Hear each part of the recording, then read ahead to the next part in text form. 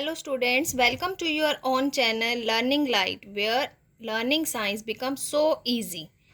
Today we are here to discuss part 1 of class 10, that is for chapter Chemical Reaction and Equation. What is chemical reaction? It is a process in which one or more substances form. One or more substances are new substances and can't be reversed by physical method. Student, focus on that line, that a process in which new substances are formed. Do you remember in junior classes you read about the two changes, that a physical change and a chemical change. In chemical change, the chemical change can't be reversed, and in chemical change always new substances are formed, like the formation of the curd. Curd is a new substance. So in chemical reaction always new substances are formed, and these new substances or new changes can't be reversed by physical method. Physical method like evaporation, filtration, magnetism, etc. There are some daily life example of chemical reaction, students, which you observe daily in life. First is digestion of food, second is respiration, then rusting of iron, and then formation of curd. All these are chemical changes, and also chemical reactions occur in these. What are the observations that tell us chemical reaction occurs or not? Now a question arises in your mind that how can you identify that chemical reaction take place or not? So there are 5 observations, student. First is change in state, like oxygen plus hydrogen. When oxygen gas and hydrogen gas combine, then it gives water. It means gaseous state convert into liquid state. So there is a change in state observed. It means chemical reaction occurs here. Second is change in color. For example, rusting of iron. In case of rusting of iron, when iron comes in the contact with the oxygen, then you observe a brown color of layer deposited on the iron. That is change in color. For example, rusting of iron. It is a chemical reaction. Third is change in temperature. Fourth is evolution of gas. And fifth is formation of precipitate. Let's brief all these changes by discuss the activities given in your NCERT book, student. 1.1, 1.2 and 1.3 activity. Activity 1.1 says burning of magnesium ribbon in air gives magnesium oxide. 1.2 says add potassium iodide solution to lead nitrate. 1.3 add dilute hydrochloric acid to zinc granules, which gives zinc chloride and hydrogen gas. Let's brief these activities, students, with me. First is magnesium ribbon burns in oxygen. We know that oxygen support combustion, so here burning of magnesium in the presence of oxygen, and it gives the product magnesium oxide. Student, on the left hand side, which things participate in the reaction are called reactants, and on the right hand side, which are formed after reaction are called product, and this arrow gives the direction of reaction. Now a question which is very important from the exam view, that why we clean magnesium ribbon before burning in air. Before burning, why we rub magnesium ribbon or clean it properly? Because when magnesium react with the oxygen, then a layer of oxide deposit on the magnesium, which slow down the process of oxidation. So to remove the layer of magnesium oxide, we clean the magnesium ribbon before burning in air. Activity 1.2, lead nitrate when added to potassium iodide solution, then lead iodide and potassium nitrate form. Student, lead nitrate is a colorless and potassium iodide solution has orange brown color. When these both react together, then lead iodide form, which is a very turbid and very semi-solid part deposited at the bottom of test tube, which is yellow in color, students, lead iodide.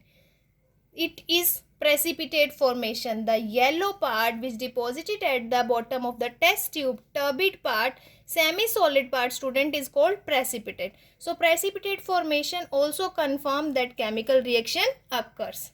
Activity 1.3, students. Adding zinc granules in dilute hydrochloric acid. When we add zinc granules to dilute hydrochloric acid, zinc chloride and hydrogen gas liberate. Student, here hydrogen gas liberate, it means evolution of gas occurs. So chemical reaction confirm here.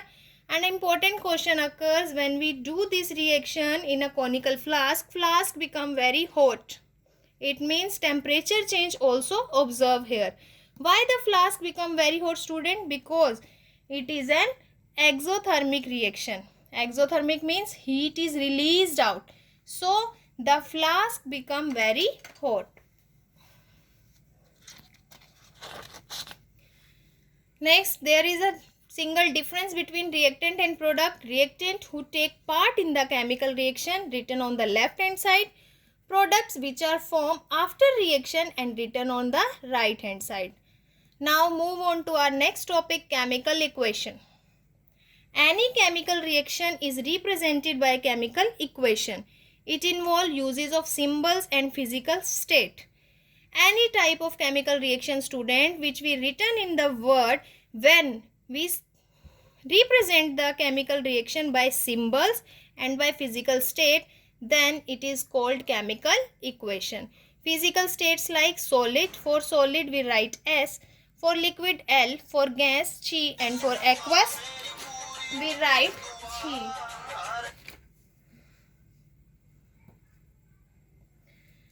For example, burning of the magnesium ribbon in air. When magnesium ribbon burns in the presence of air, it gives magnesium oxide. It is our simple chemical reaction. Now make it as chemical equation. Write in symbols. Mg is the symbol of magnesium. For oxygen there is O2 and magnesium oxide MgO. Secondly, mention its physical state. Magnesium ribbon is solid, so we write S here. Oxygen is gas, so we write G.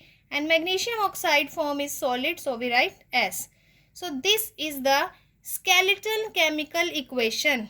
Skeletal chemical equation, because it is with the symbols and physical state but without balancing. Now student, come with me and learn how to balance chemical equation. There are some steps to balance the equation, and to balance a chemical equation, it is very important, students. Without balancing we can't score good marks, and it is very important for us. Step 1. Draw the boxes around each formula. If we take an example here, when iron react with the steam, it form iron oxide and hydrogen.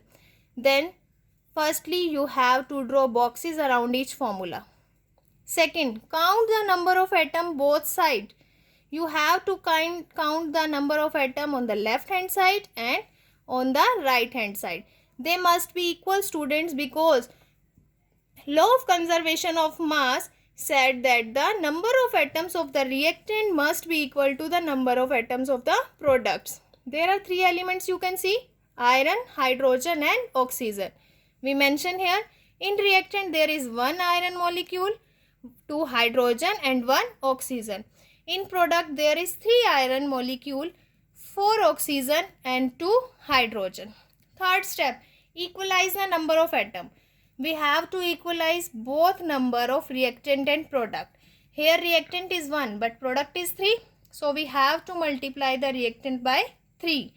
Here 4 oxygen in the product but 1 is reactant. So we have to multiply reactant oxygen by 4. Now equalize the remaining atoms. Student, we equate here iron and oxygen, but what about hydrogen? Now we equalize hydrogen also. In reactant there is 2 and in product there is 2. Both hydrogen are equal, but after equalizing the iron and oxygen, the level of hydrogen also disturbed. So to equalize the hydrogen, we multiply the product by 4. Now there are 8 atoms of hydrogen in reactant side and 8 in the product side.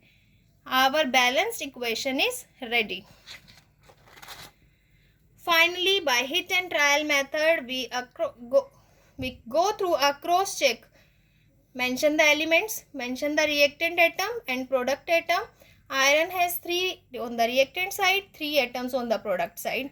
Hydrogen 8 on the reactant side, 8 on the product side. Oxygen 4 atoms on the reactant side and 4 on the product side. So by hit and trial method, we can verify that the number of the atoms are equal on both reactant side and product side, and it follow the mass of conservation, law of conservation of mass. Next step is our writing the symbol of physical states. We can earlier show that for solid S, liquid L, gas G and aqueous AQ. Iron is a solid, it is steam not water. मैंने आपको first step में ही बता दिया था. when iron reacts with steam G. Ferric oxide solid, hydrogen is gas. And the last step, if given, students, if given, when you have given temperature, pressure and catalyst, then you mention that temperature, pressure and catalyst on given arrow. For example, carbon monoxide when reacts with the hydrogen at 340 atmosphere. Student, pressure is given and we mention the pressure on above the arrow. So these are the steps to balance a chemical reaction. I hope you can easily understand by this video then what is a chemical reaction, some daily examples, some activities and how we can balance a chemical equation easily. Thank you. If you like my video then share, like and subscribe my channel for getting further notification.